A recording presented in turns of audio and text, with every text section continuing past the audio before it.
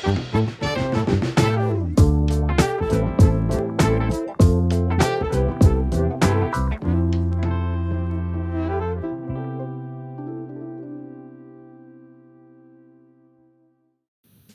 folks, welcome back to the channel. I'm going to do an unboxing for you here today.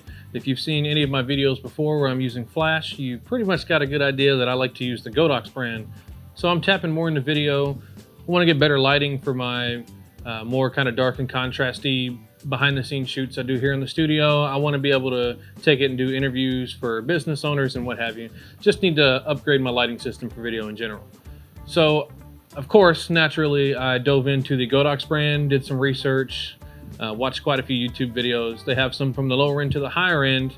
And I went into Camera Exchange the other day and bought the new 35G Master, and they had a few on display. So I looked at the SL60W and it was marked for like 140, and honestly I was blown away by how bright it looked in the store.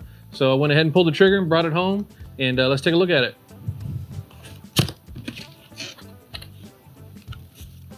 Manual's got to go.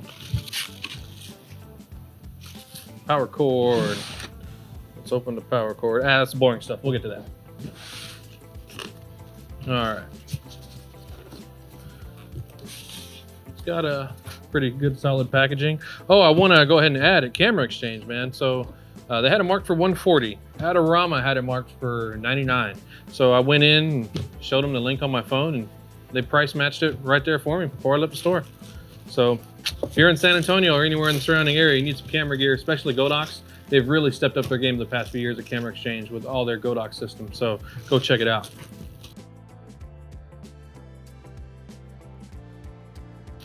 Just got to be smarter than the box. There's the light.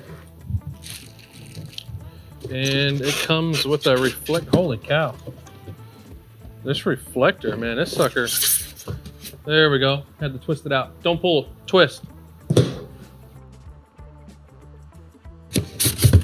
Nope. You don't need that. You don't need that. Empty. There we go. So, let's open this sucker up.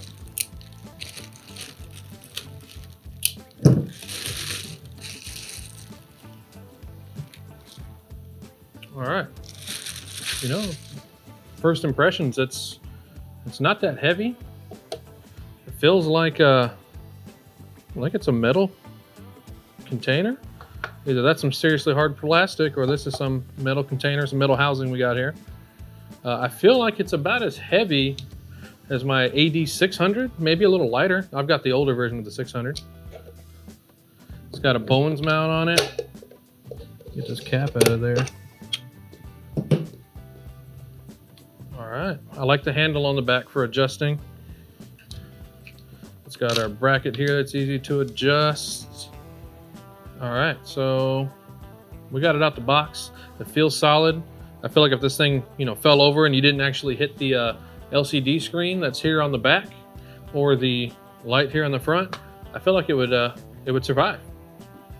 That's the number one thing, durability. So let's get to the fun stuff and plug it in and see what's going on. All right, nice solid heavy cord. Feel like it could take a beating for a while and still hang in there. It's pretty long. I would say this is probably 8 to 10 feet at least. The manual would probably tell you, but who the hell looks at manuals these days? All right, we got the sucker plugged in. So without any modifier, let's go ahead and fire it up. Whoa. Wow. So if I bounce it off the ceiling, that's at 10%. Let's crank that sucker up. See if it really makes a difference with just me bouncing it off the ceiling. We're at 28%. Oh my God, I'm still climbing. All right, 33. We are at 50. Still bouncing it off the ceiling. Keep climbing. 75, we were at 75. And let's see, all the way to 100. That's 100, bouncing it off the ceiling with no modifier. Let's slap this reflector on there.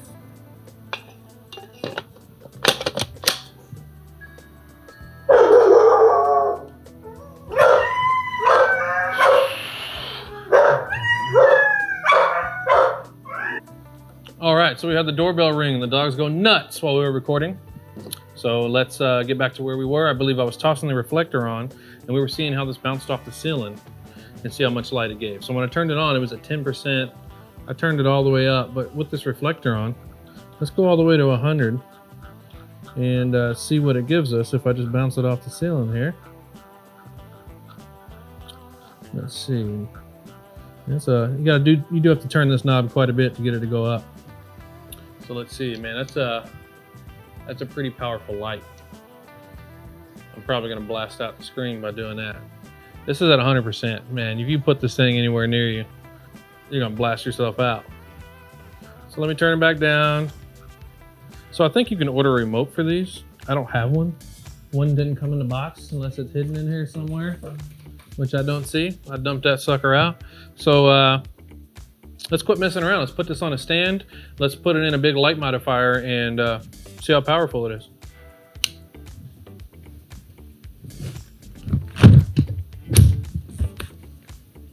So I'm going to put it in here. It's going to be double diffused. I'm going to put 1 layer diffusion, 2 layers of diffusion, and I'm probably going to put a grid on it too, and we'll see how well it stands up. Okay, so I swapped out my other video light to this SL60W, and I turned it on. It's a double diffused through a 36-inch octabox. It's sitting maybe 5 feet away from me. I can get up and take 1 step and be right there. And I got it on 10%, so I'm gonna keep these same exact settings on the camera that I had before. Light is on 10%. Let's bump it up to 25, see what we get. Okay, here we go. We are sitting at 25%. Same settings on the camera. Let's bump it up to 50 and see what we get. Okay, here we go. We are sitting at 50%, double diffused, about 5 feet away from me. Same settings on the camera. Let's go to 75. Okay, double diffused, same settings, sitting at 75%. Starting to feel like I'm cooking a little bit in this sucker. Let's go all the way to 100. So this is at 100%. I'm probably cooking on that monitor right now. It's double diffused, about 5-6 feet away from me in a 36-inch octabox. And it feels really bright. I'm gonna go ahead and throw the grid on it and let's see what that looks like while it's at 100%. So we're sitting at 100% double diffused, 36-inch octa with a grid on it. You can see how it looks right now. Same settings on the camera. So I'm gonna go ahead and dial it in and make it to where it looks a little better and we'll talk about it. All right, so right off the bat, I can tell you I'm already gonna enjoy this light way more than anything else I've had for continuous lighting. I've ordered the battery-powered cheap ones off Amazon.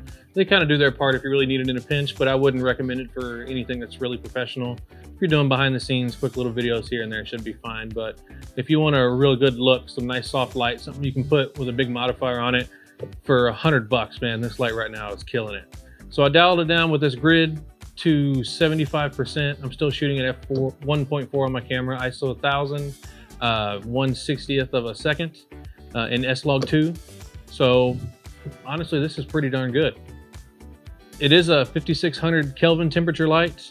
I believe you can order a remote for it. You should be able to control it wirelessly with other ones, so you can group them up, put them on the same channel, control multiple ones all by the remote.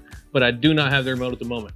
I can tell you though, if I find a remote that works for this light, this SL60W, I am going to order it as soon as possible, because being able to look at a monitor, or like I'm using my phone here, the Imaging Edge app, I'm able to kind of control my camera and see what my output is. If I could adjust that light while sitting here, going back and forth talking to the camera, that'd be a lifesaver. So long story short, $100. I'm thrilled. This is definitely a professional quality video light. I would highly recommend it. I'm going to start using it to film most of my indoor YouTube stuff from here on out. And we need to do an unboxing on my 35G Master. So that'll be coming soon. As always, I appreciate everybody making it this far in the video. Please like, share, subscribe. If you have any questions, comments, concerns, feel free to leave them down in the comment section. And we will catch you next time.